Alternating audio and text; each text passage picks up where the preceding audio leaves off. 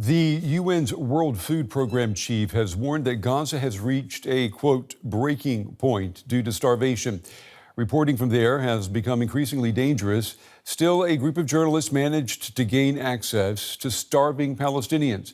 The following report was shot over the past month as part of a journalistic collaboration of public service media who are members of the European Broadcasting Union.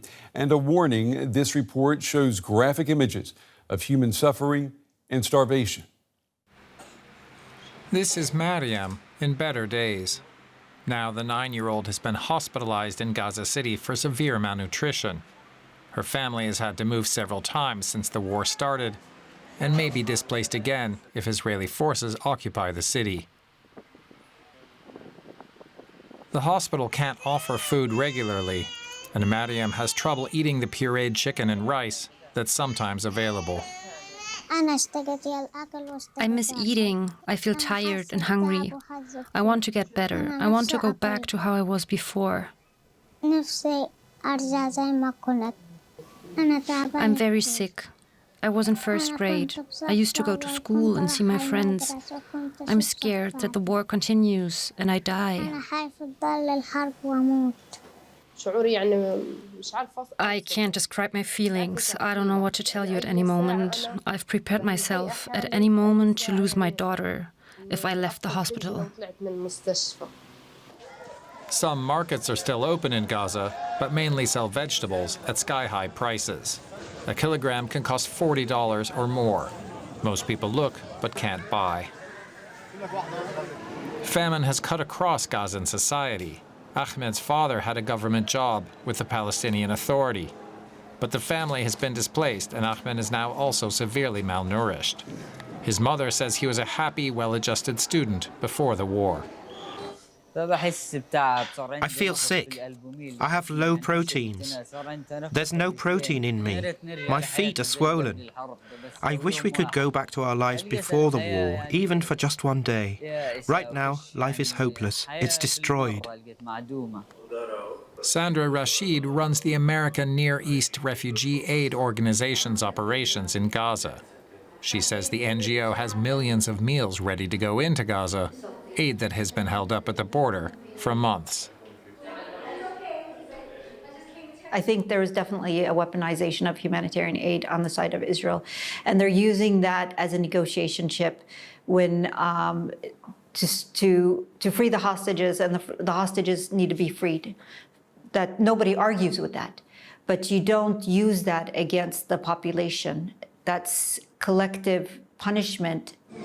There's no end in sight for the hungry in Gaza, with Israel threatening to expand military operations and conditions constantly changing for the worse.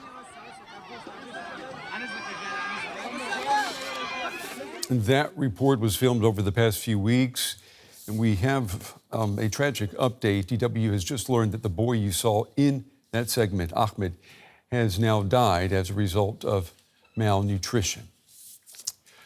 Well, our coverage continues now with Hisham Mhanna. He speaks for the International Committee of the Red Cross, the ICRC in Gaza. It's good to have you with us. I just want to ask you, in your daily work, how often do you see children suffering from malnutrition like those that we saw in our report? I'm very sorry. I just was listening to you conveying the sad news that you just learned that Ahmed died.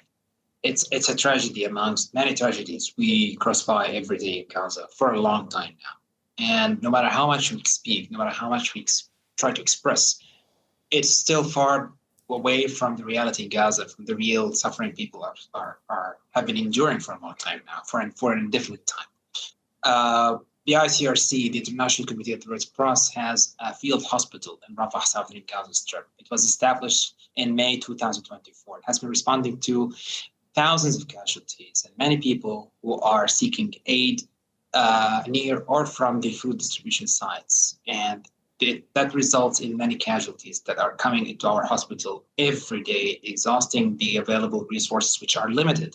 And that was also impacted by the restrictions, ongoing restrictions on the entry of humanitarian aid, including urgent medical supplies and equipment. Back to your question, we have also been receiving malnourished cases. We have a maternity ward. There are pregnant women who are coming, we have minor patients, children, and we have all, like many of them have showed, sort of and means or symptoms of malnutrition, acute malnutrition in certain cases. We go visit other hospitals in Gaza because we support other hospitals in Gaza. And we meet with mothers who are lactating and could not breastfeed their babies any longer and cannot afford to buy the baby formula if it's available because it's extremely expensive, like any other food item or other items people need in their daily life, including sheltering. Ahmed Bayram is spokesperson for the Norwegian Refugee Council. That's a humanitarian organisation that has been providing aid in Gaza for many years. Welcome to DW. Thank you for your time. What can you do to help malnourished children like Maryam and Ahmed, who we just saw in our report? There's a lot that can be done, and there's a lot that can be done at a speed. I have to say, if the political decision is there to open the gates and let nutrition in, let food in, let medication in, and baby milk and baby formula in, there is not much that we can do while the doors are closed, of course, beyond doing this, talking to you, the media, talking to journalists, talking to the world to appeal for someone somewhere to push Israel to let the aid in. As of now, of course, along with our colleagues, we are seeing thousands and thousands of children waste away every month at risk of death. Probably some of them will never make it, even with some intervention, medical intervention. This is not just about a bag of bread or a bowl of rice that you give them and they will be healthy again. This needs long-term medical intervention that goes beyond providing basic nutrition. When was the last time that your organisation was able to bring humanitarian aid into Gaza and distribute it to those who need it?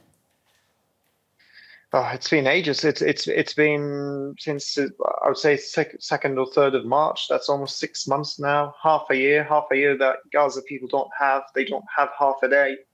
We were during the ceasefire able to bring a lot in, tents, cleaning items, everything. We are still on the ground. We are still doing what we can in terms of providing clean water, which is very essential and very important, almost life-saving at the moment. We are providing clean water to people in, displacement centers that used to be something else in the past. Now we can't, we have probably around 3,000 tents that we could bring any minute into Gaza, languishing by the border. It has been there for months.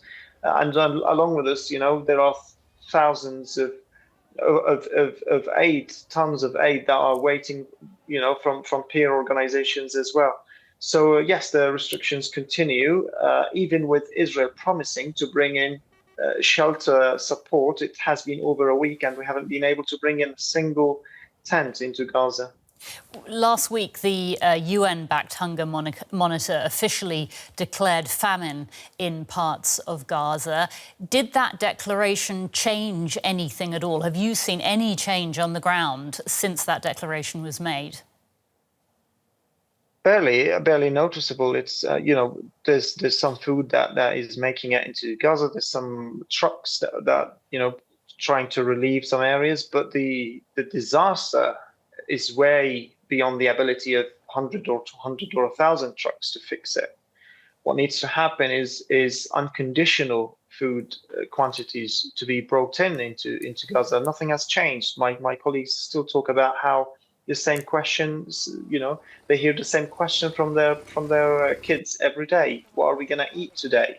There's not much, and if there is anything, like you were reporting in your report just now, almost certainly you won't be able to be able to buy it or provide it to your children. So you can only look at it and wish that you had the money to give it to your children. And this is the reality. This is the reality not just in Gaza City. This is the reality in Tel Balah, Khan Yunis, and all these areas are now at risk of the same scenario.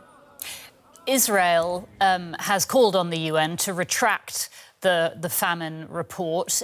It's calling it fabricated. What is your response to that accusation? Well, I mean, these numbers come from clinics, they come from doctors, they come from NGOs, they come from families, they come from people on the ground who are living this, who are going through this suffering. Israel can deny it all it wants. You know, you are reporting on the pictures. Of course, not all journalists, or not any journalists really internationally, can make their way into Gaza, but the pictures are coming out. They are very clear as to what is happening inside there. And we are hearing these stories every day. We are seeing them in the clinics, with children wasting away, with children dying. And these, by the way, we have been talking about famine-like conditions for months now. IPC only announced famine when they were absolutely sure, absolutely certain that it was happening. So it wasn't taken a decision to declare famine was not taken lightly. It followed long research. It followed, of course, field research. It followed data, meticulous research, and the result is there. I think instead of denial, Israel probably should allow aid in and should allow international journalists in to report on what they are seeing. Meanwhile, Israeli military operations have intensified in central Gaza. Can you talk to us about what impact this is having on civilians and on attempts of relief efforts in the Strip? And that's the double whammy here. That's the double disaster that we are going to look at. I was referring earlier to Israel promising to bring in shelter kits, as in tents and other shelter support. And we look at that. If you look at where Israel announced they will allow these packages to go, it was only in the south, which to us is a pretext to Israel announcing the offensive in Gaza City and the takeover of Gaza City. So it's a disaster upon a disaster, displacing people while starving them and while not giving them shelter. It's going to be the final blow for the entire aid sector and for the people of Gaza. Ahmed Bayram from the Norwegian Refugee Council. Ahmed, we'll have to leave it there, but thank you very much for your time today. Thank you.